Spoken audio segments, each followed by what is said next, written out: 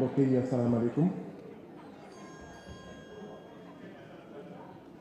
Nous sommes heureux de constater que le président Macky Sall a photocopié le programme de la coalition Yewwi Askan Wi, parce que lors des dernières élections législatives, la seule coalition qui avait écrit sur son programme et ses engagements qu'il allait voter si le peuple lui confiait la majorité, qu'il allait voter une loi pour une participation inclusive aux élections de tout le monde, cette seule coalition-là, c'était l'intercoalition Yewwi Askan Wi.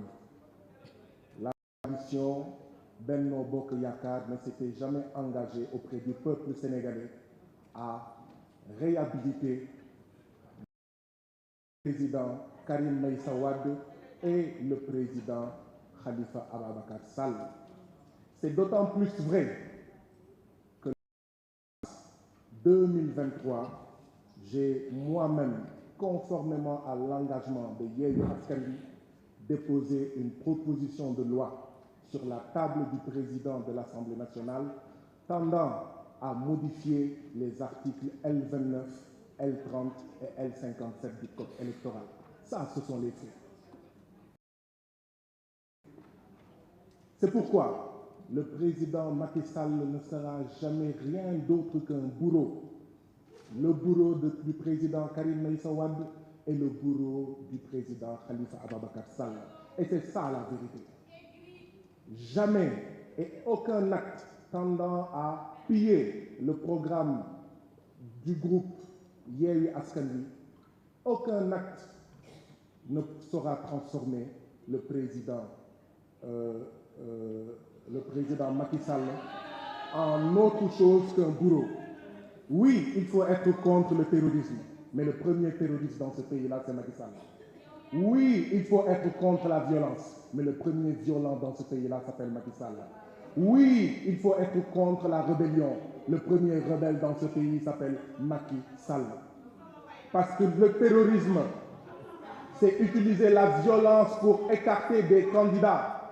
Le terrorisme, c'est que quand tu es élu en 2012, au lieu de travailler à satisfaire les besoins des populations, le président Macky Sall et ceux qui l'accompagnent n'a visé qu'une seule chose, chercher à se faire réélire, y compris en rendant inéligibles les présidents Karim Meïssa Wade et en rendant inéligibles les présidents Khalifa Ababacar Sall.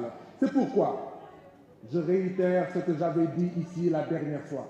Je voudrais féliciter encore une fois tous les militants du Parti démocratique sénégalais, tous les membres du mouvement Taxawu Sénégal, parce que c'est eux qui se sont mobilisés, qui se sont battus et qui ont souffert. Parce que nous avons un président qui est tout sauf démocrate. Nous avons un président Macky Sall qui n'est préoccupé que par sa réélection, que par sa pérennisation au pouvoir.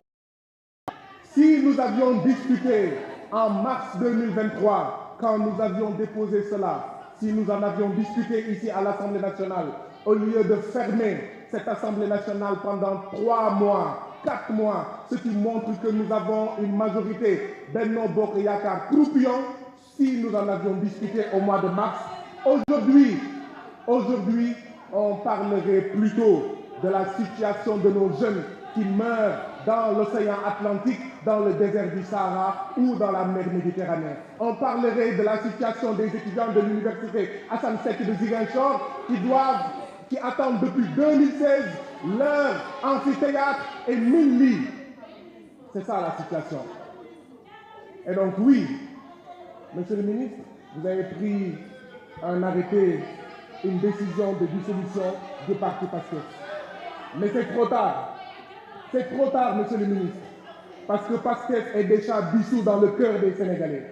C'est trop tard, Monsieur le ministre, parce que Ousmane Sonko est déjà dissous dans le cœur des Sénégalais.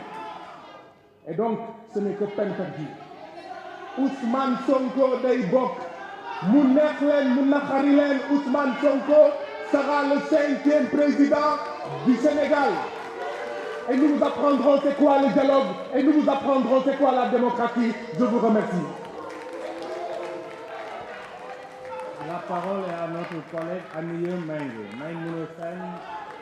La suivante.